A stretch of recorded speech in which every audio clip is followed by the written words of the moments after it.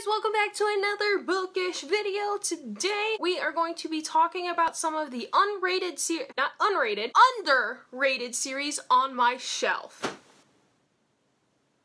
Okay, so one of these series I know for sure I have talked about on my channel, so it's nothing new, you guys have seen it before, but this is going solely based off of what I have on my shelves. I do have other series that I really enjoyed that are underrated, however I do not have the physical copies of the book, so I can't really highlight them for you, so we're going with solely what I have. The first series we're gonna get it out of the way because I believe it's underrated, but I have also in pretty much every single one of my all-time favorite series. Favorite book! Every time I do one of those favorites, these books come up, so we're just gonna get it out of the way. So, an underrated series that I believe everybody should read is the Relentless series by Karen Lynch. Karen Lynch is a self-published author, so she doesn't have the big publishing houses pushing her story. However, these books are phenomenal. I don't know where I would be as a reader without them. As I have talked about in other videos, if you want to know more, go check those ones out. But Relentless is a trilogy,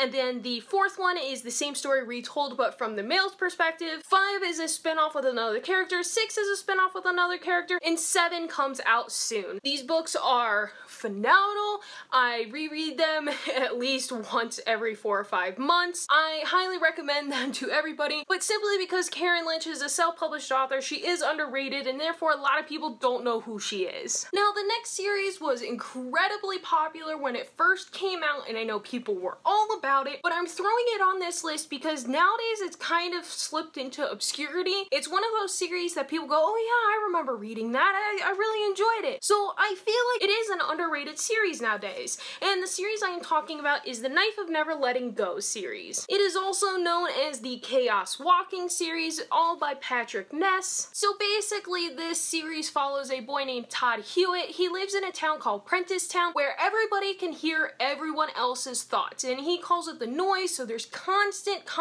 interaction with the people around him. Todd is the last boy in this town, as in he's like the youngest one, not like he's the only male in the town. Todd realizes there's a secret that the town is keeping from him that ends up leaving him having to run for his life. So I remember reading this series back in the day, loved it beyond belief, and I actually have heard recently they are turning it into a movie, so I believe this series will pick up some more steam once that is closer to fruition. However, this series is underrated because of the fact that it's not around as much anymore. It's kind of like a hush-hush where people are like, oh yeah, I remember reading it, but there's nobody that's like, oh, I just finished this. So I do fully believe that you should check out this series again if you remember reading it a long time ago. I do plan to do a reread soon, so if you'd be interested in buddy reading with me, let me know down below in the comments and we can work something out. The last series on this list that I believe is underrated is one that I have actually not found many other people to read. It's more of an in passing with people going, oh yeah, I read that, I thought it was cool, but nobody's actually had the same enthusiasm about this series as me. I'm talking about the Trial by Fire series by Josephine Angelini. I adore this series. I love these covers. They are beautiful, and this story just really like caught my attention when I was going through a bit of a reading slump, and it pulled me back out of it. I unbelievably adore this series, and I catch myself thinking about it pretty often, and I do want to reread it because of how much I did enjoy it. In this story, we follow a girl named Lily Proctor who basically has life-threatening allergies at all points of the day. However, Lily is trying to live a normal life where she goes to parties, she has a crush on her best friend, all the normal, typical teenage girl crap. So Lily is going through her life. She ends up going to a party with her best friend where she has a seizure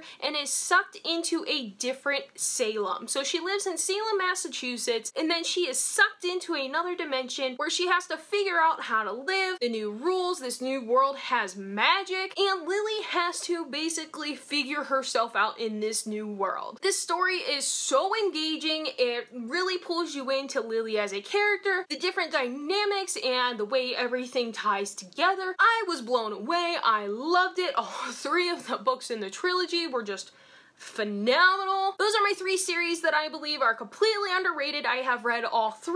I stand by all 3. I really wish more people would read them. So absolutely check them out. Let me know down in the comments whenever you finish them or if you've read them. I'd love to talk about these books with you guys. As always, guys, make sure you like, make sure you subscribe. I post videos every Monday, Wednesday, Friday with videos in between. Stay awesome, and I will see you guys next time.